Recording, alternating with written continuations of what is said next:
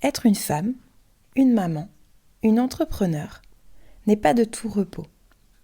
J'ai créé Merci Mec pour vous parler de neuroatypie, d'hypersensibilité, mais également d'emprise, de manipulation et de violence conjugale. À travers ces épisodes, je vous parlerai de moi, des personnes que j'ai pu rencontrer, du vécu de certaines femmes et surtout de comment faire pour passer de victime à puissante. Alors bienvenue dans Merci Mec. Hello! Aujourd'hui, je vous parle d'un sujet qui me tient à cœur depuis longtemps. Ça faisait un petit moment que j'avais envie d'en parler et puis, je le faisais pas parce que je savais pas trop comment aborder le sujet. Et pourtant c'est quelque chose que je connais parfaitement malheureusement et du coup, là, c'est le moment de vous parler de la crise d'angoisse. Pourquoi vous parler de la crise d'angoisse? Parce que, sur les réseaux sociaux, je me suis décidée aussi à en parler.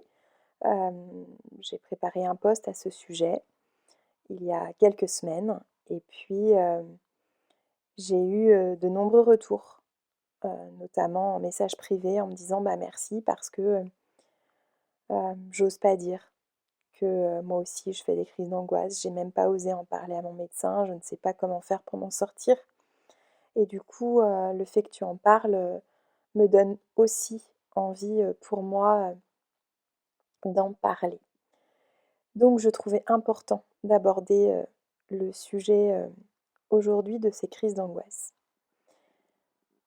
Par rapport à mon parcours, j'ai, eu,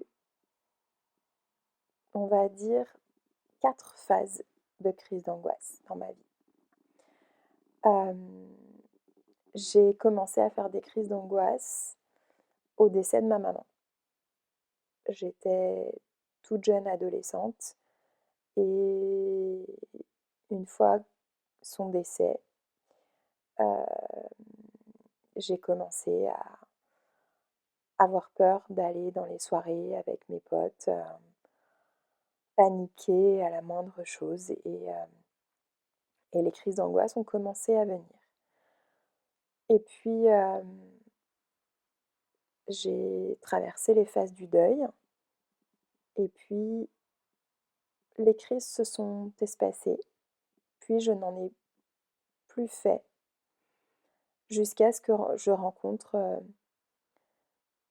cet homme qui, deviendra, le père de mes enfants et j'en prends conscience, depuis peu que les crises d'angoisse sont revenues quand je l'ai rencontré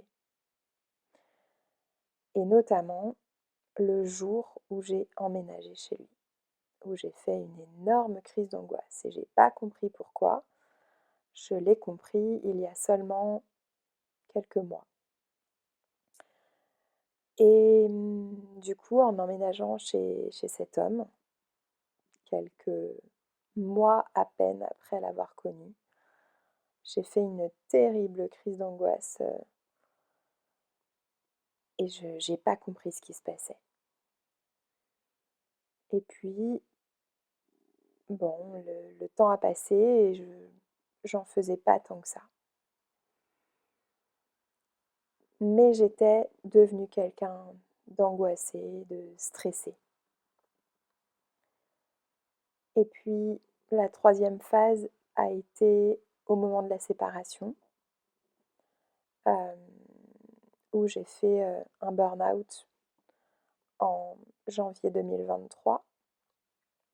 Je me suis réveillée, en panique totale, une nuit de début janvier. Je n'ai pas compris ce qu'il se passait. J'étais persuadée, de faire à nouveau une péricardite parce que j'avais connu cette douleur cardiaque quelques années auparavant et j'étais persuadée de refaire une péricardite. J'avais d'ailleurs dit à mon conjoint: «Il faut que tu m'emmènes aux urgences, je pense que je refais une péricardite» et finalement, la crise de panique a duré 4 heures. J'ai respiré, respiré, respiré, j'ai paniqué, je tremblais de partout. Ça a été un moment mais tellement douloureux dans ma vie. Et puis, j'ai recommencé à faire des crises d'angoisse, de plus en plus fortes, une fois que j'ai décidé de le quitter, quelques mois plus tard. Hem Et là, les crises d'angoisse ont commencé à devenir envahissantes. Parce que je prenais aussi la mesure de tout ce qu'il m'avait fait subir. Je suis allée porter plainte 6 fois en 1 an et demi. Hem, qu'il nous a fait vivre des choses, tout simplement immondes, infâmes, abjectes. Et que je pense que pour tenir le coup, finalement, mon corps se mettait dans cette protection. Et il me provoquait en fait des crises d'angoisse, notamment la nuit où je me réveillais en pleine nuit, ce qui m'était jamais arrivé avant ce burn-out, parce que généralement, depuis l'adolescence, cette première phase de crise d'angoisse, euh, c'était plutôt en journée ou en soirée avec du monde autour de moi, mais jamais toute seule dans mon lit à 2, 3, 4 heures du matin. Et je peux vous assurer que faire des crises d'angoisse en plein milieu de la nuit quand on est seul chez soi, que les enfants dorment, c'est compliqué. C'est très compliqué. Euh, du coup, je sais parfaitement ce que c'est que de vivre ces crises d'angoisse, de les subir euh, et d'avoir peur d'avoir peur. Vous allez me dire qu'est-ce que c'est que cette phrase? Finalement, lorsqu'on fait des crises d'angoisse à répétition, on commence à avoir peur de refaire une crise d'angoisse. Et la peur s'installe. Et je parle souvent de peur réelle et peur irréelle aux femmes que je rencontre dans mon cabinet. À cette époque-là, ça devenait des peurs totalement irréelles, puisque j'étais en sécurité chez moi, euh, que j'étais dans un cadre bienveillant, personne ne me voulait du mal, si ce n'est bien évidemment cet homme qui avait pu être violent dans ma vie, et je me disais qu'il pouvait venir nous faire du mal encore, puisque il y avait toujours des violences psychologiques et des mails à n'en plus finir euh, qui attisaient cette violence et qui attisaient mes peurs. Alors, comment faire pour s'en sortir? Euh, Comment faire pour s'en sortir? Déjà, en parler. Évidemment que j'en ai parlé à mon médecin traitant, à des amis, à ma psychologue, à au centre pour femmes victimes de violences qui me suivaient, et on a mis des choses en place ensemble. Je ne vais pas vous dire que ça se fait du jour au lendemain, ce serait faux. C'est pas magique. Mais on peut y arriver, et au jour d'aujourd'hui, je ne fais plus de crise d'angoisse. Ça fait un petit moment que ça ne m'est pas arrivé, et que j'ai appris petit à petit à gérer ça, à utiliser des outils que j'ai moi-même mis en place et que je donne maintenant en conseil à mes clientes que je reçois. Ce sont des conseils qui peuvent paraître bêtes. Je vais vous en parler après, mais l'idée, c'est vraiment de se dire que quand on accompagne quelqu'un qui fait des crises d'angoisse, il y a des choses qui peuvent fonctionner chez une personne et pas chez une autre. C'est pour ça que je vous parle de demander de l'aide et d'être accompagné par rapport à ça. Parce que la personne qui va vous accompagner va pouvoir vous aiguiller, ajuster les outils en fonction de ce que vous allez lui rapporter. Elle va vous proposer des choses peut-être sur un premier rendez-vous et puis au deuxième rendez-vous, vous allez lui dire bah, ça a fonctionné, ça n'a pas fonctionné. Et vous allez pouvoir ajuster ensemble et travailler ensemble.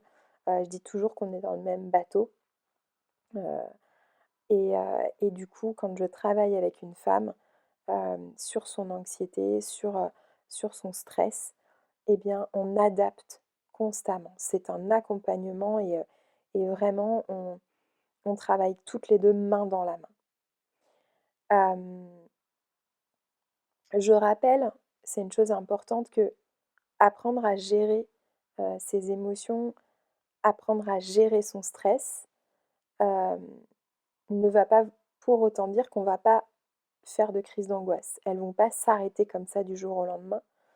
Et gérer les émotions, apprendre à... alors le mot contrôler n'est pas juste, mais apprendre à écouter son corps, ça ne veut pas dire qu'on n'est pas stressé, qu'on n'a pas peur. La peur est importante et c'est une émotion qui est fondamentale. Effectivement, c'est une émotion qui est désagréable, mais c'est une émotion qui est hyper importante pour vous donner des indices, pour avancer aussi dans votre parcours. Donc, pour pouvoir travailler sur cette anxiété, sur la gestion de vos peurs, de ces crises d'angoisse, il y a des outils à mettre en place.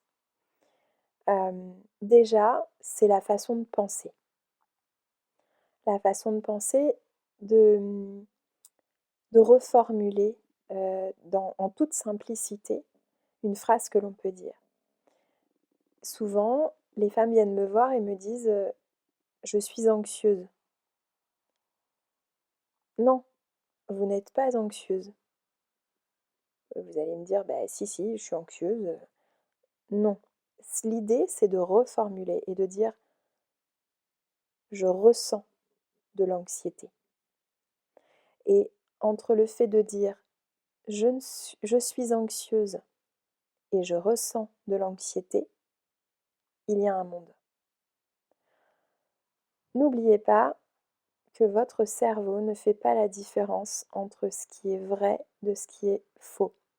Entre une image que vous allez voir à la télé qui va vous faire peur et qui pourtant n'est pas la réalité, votre cerveau ne va pas faire la différence. Donc apprendre à reformuler les choses, apprendre à penser différemment va vous aider à travailler sur cette anxiété. L'anxiété ne vous définit pas. Je ne suis pas Aurélie, je ne suis pas anxieuse. Je ressens cette émotion de l'anxiété. Dans cette idée encore de travailler sur ses pensées, je parle toujours, et pendant des années, je ne m'en suis pas servie, de la formulation positive. Pendant des années, on m'a dit non, mais formule des phrases positives le matin au réveil. Dis-toi que tu es capable. Dis-toi que tu as réussi à faire cette chose-là que tu pensais ne pas réussir. Donne-toi des objectifs qui sont tout à fait atteignables, petit pas par petit pas. Et je l'entendais, mais je ne le faisais pas. Et à partir du jour où j'ai mis ces phrases positives en place, j'ai commencé par les écrire parce que j'avais du mal à me les dire et je ne suis pas du genre à me regarder dans la glace le matin et à dire Aurélie, t'es la plus forte, Aurélie, tu vas y arriver, Aurélie, t'es capable de faire ci ou ça. Ça, c'était compliqué pour moi jusqu'à il y a encore très peu de temps. Et j'ai commencé parce que moi, c'est ce qui m'aide à écrire dans un petit cahier en disant je suis capable d'écrire un livre. Je suis capable de faire une conférence. je suis capable de faire un post sur l'anxiété, sur la crise d'angoisse.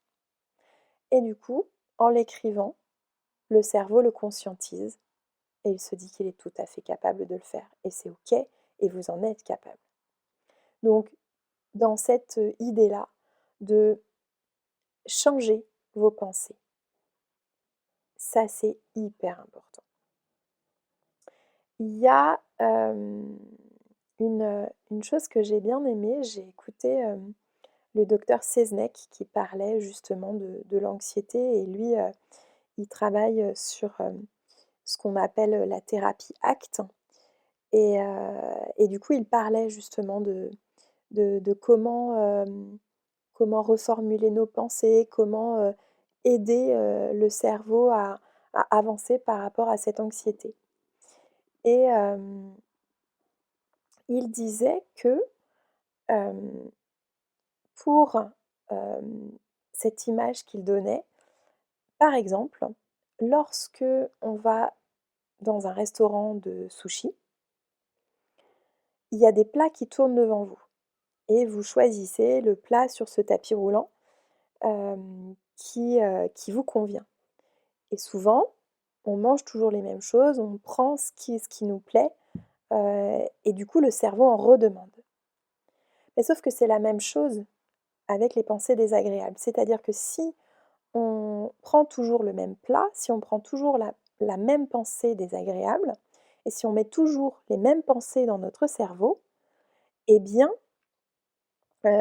notre cerveau, il va continuer à garder ces mêmes pensées qui ne sont pas agréables et qui ne sont pas bonnes pour votre santé. Alors que si on décide, pour une fois, petit à petit, de changer de plat, peut-être au départ, vous allez juste changer l'entrée. Et puis, du coup, vous allez vous dire: «Ah, c'était pas si mal que ça, c'était intéressant», ah, vous allez changer le plat de résistance, puis vous changerez le, mmh, le dessert.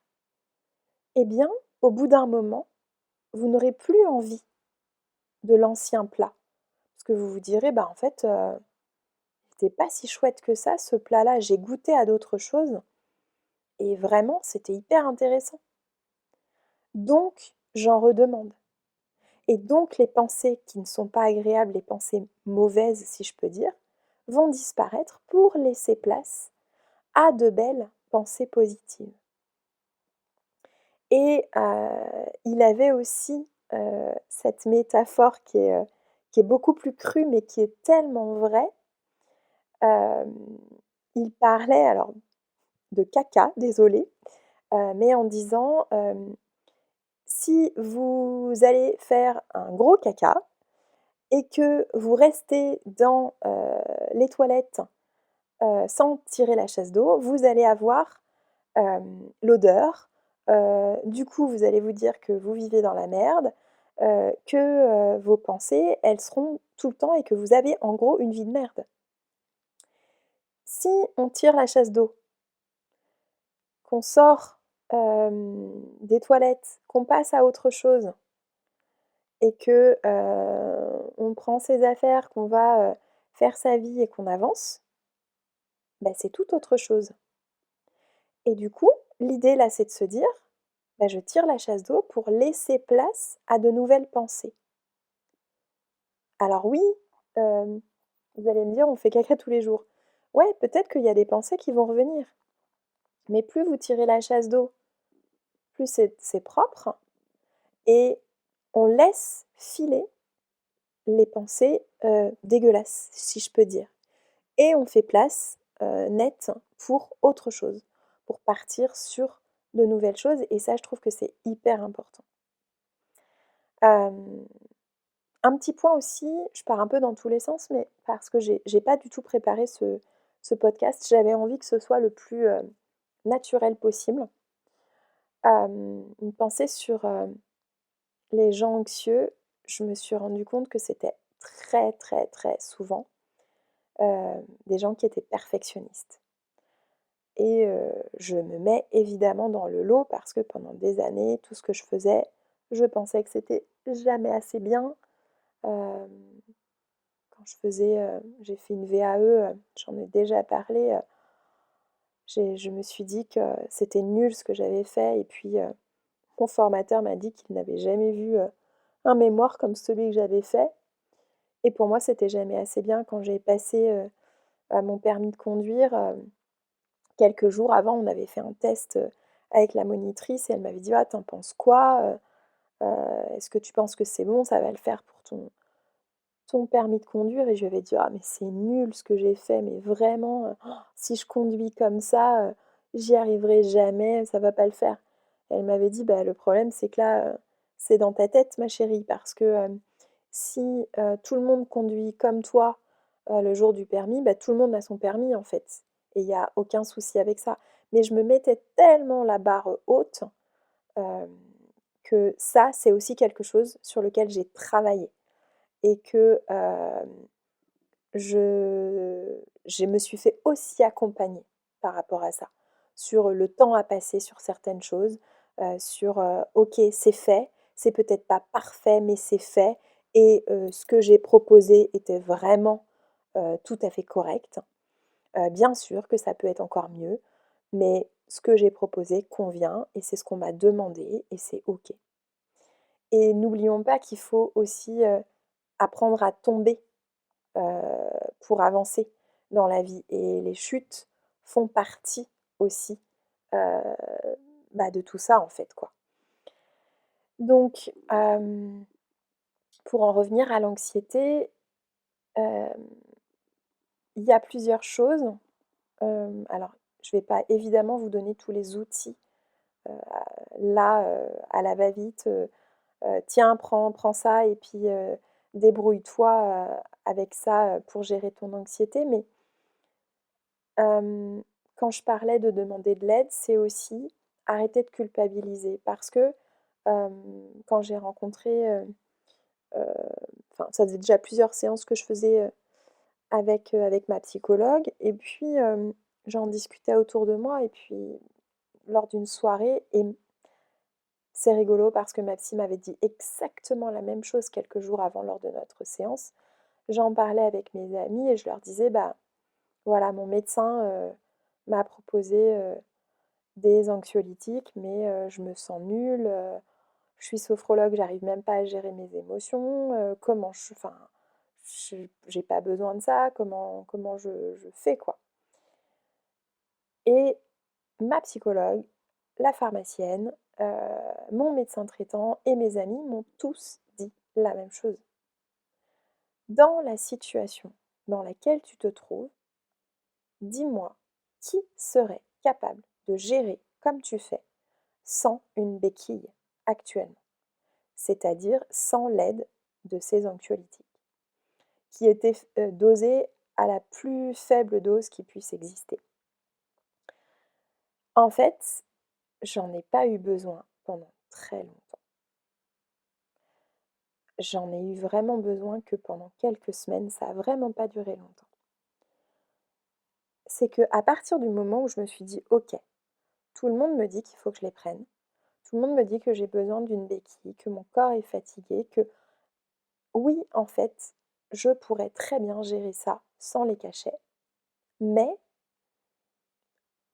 là, on me dit que j'en ai besoin, et ben, lâche prise et dis-toi que c'est OK pour une petite période». Et à partir du moment où je me suis dit ça, ben, en fait, j'en ai quasiment plus eu besoin et j'ai arrêté très, très rapidement. Je rappelle aussi que, une chose importante, moi j'ai eu besoin, et on me l'a proposé, heu, de prendre ces anxiolytiques. Je ne suis pas médecin, je ne vous dis pas qu'il faut prendre des anxiolytiques. Je vous dis de demander de l'aide, d'en parler à un médecin traitant, à peut-être un psychiatre et c'est lui qui prendra la décision de vous donner quelque chose ou non. Ah, donc ça, c'est hyper important. Je ne suis pas là pour vous dire: «Il faut prendre des cachets». Moi, j'en ai eu besoin pendant quelques semaines. Ça a été une béquille pour moi et c'est OK. Mais, ça a été une béquille pour moi, mais, hem, j'avais mis un tas d'autres outils en place. J'en parle dans mon livre Et un jour tu comprends, j'ai travaillé sur mon sommeil, j'ai travaillé sur la nutrition, sur des horaires réguliers au travail, sur ma reprise du sport en douceur. Et puis, j'ai travaillé aussi sur comment me remettre à la méditation. Parce que pendant une période, je n'arrivais plus à méditer, mon cerveau n'y arrivait plus. Donc l'idée, c'était pas de se dire: «Je suis plus capable de, je vais pas y arriver», moi qui fais, 1 heure de méditation, quasiment par jour, là, 3 minutes, j'y arrive plus. Et ben c'est OK. C'est OK, la méditation, j'en ai besoin. Je repars sur 3 minutes et c'est OK 3 minutes. Et si même pendant les 3 minutes, j'ai 45 pensées, et ben au départ, c'est OK. Et en fait, ce qui était important pour moi, c'est de me dire: «OK, j'ai cette pensée, je reviens à ma respiration. J'ai une nouvelle pensée, je la laisse filer, je reviens à ma respiration». Autant de fois que mon corps, aussi bien physiquement que mentalement, en avait besoin. Et j'ai repris comme ça, tranquillement, la méditation. Et au jour d'aujourd'hui, je peux reprendre mes séances de méditation, encore une fois qui me conviennent à moi, parce que j'aime ça, que c'est mon moment de pause et que je peux faire des séances de méditation pendant 1 heure et que c'est OK pour moi parce que c'est quelque chose qui me plaît et qui me fait du bien. Je ne vous dis pas non plus d'aller faire de la méditation 1 heure tous les jours. Je vous dis que potentiellement, et c'est prouvé, la méditation fait du bien. Et c'est pas la méditation qui va vous enlever les crises d'angoisse, mais ça va pouvoir faire partie du remède, des outils qui vont pouvoir vous aider à la prévention de ces crises d'angoisse. Deuxième outil, la cohérence cardiaque. La cohérence cardiaque, pour moi, c'est fondamental. Je reviens à Seznec, ce médecin qui disait: «La cohérence cardiaque, c'est comme se brosser les dents. On se brosse les dents 3 fois par jour, et ben, on fait de la cohérence cardiaque 3 fois par jour». Normalement, la cohérence cardiaque, c'est 5 minutes. Mais j'ai envie de vous dire, le brossage des dents, c'est 3 minutes. Vous allez me dire: «Ouais, mais moi, je peux pas le faire 3 fois par jour de me brosser les dents», et la majeure partie des gens font 2 minutes, font 2 fois par jour, pardon. Et bien, en fait, si déjà vous faites la cohérence cardiaque 2 fois par jour, 3 minutes pendant que vous vous brossez les dents, je peux vous assurer que ça va aussi faire partie de, des outils fondamentaux et du remède pour vous aider à la gestion de ces crises d'angoisse.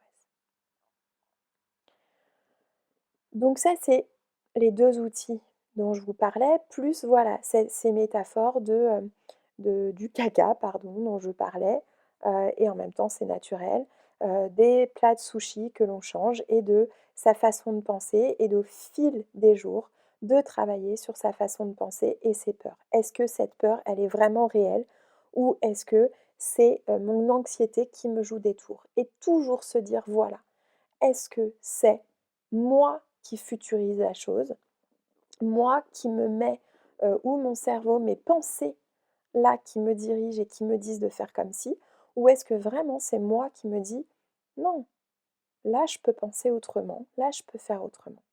Et je peux vous assurer que dans ces cas-là, ben, il y a des choses qui vont se mettre en place, il y a des choses qui vont avancer et c'est vraiment important de, je pense, en tout cas pour moi, de changer comme ça, petit pas par petit pas. Mais voilà, la première chose à faire, c'est de demander de l'aide. Apprendre à demander de l'aide, apprendre à dire: «J'ai un souci, je fais des crises d'angoisse, je suis anxieuse, j'ai du mal à gérer mon anxiété, j'ai du mal à gérer, mes pensées, et j'aimerais transformer mes pensées et ne plus dire: "Je suis anxieuse", mais j'ai ou je ressens de l'anxiété", et bien là déjà, on commence dans le cerveau à mettre des choses en place. Et en demandant de l'aide, pardon, en se faisant aider, eh bien je peux vous assurer que, heu, vous allez avancer et les crises d'angoisse vont s'estomper. Les crises d'angoisse vont diminuer et, et la vie est tellement belle qu'il faut passer ce cap. Il faut passer ce cap de se faire aider, d'avancer, de changer ses pensées, de faire des petits pas, par petits pas au quotidien et de se poser des objectifs atteignables pour pouvoir changer de vie et de se dire ouais, ok, je vis ça aujourd'hui, mais c'est pas définitif et demain, j'irai mieux. Et un pas après l'autre, je vais aller mieux. Et c'est ok.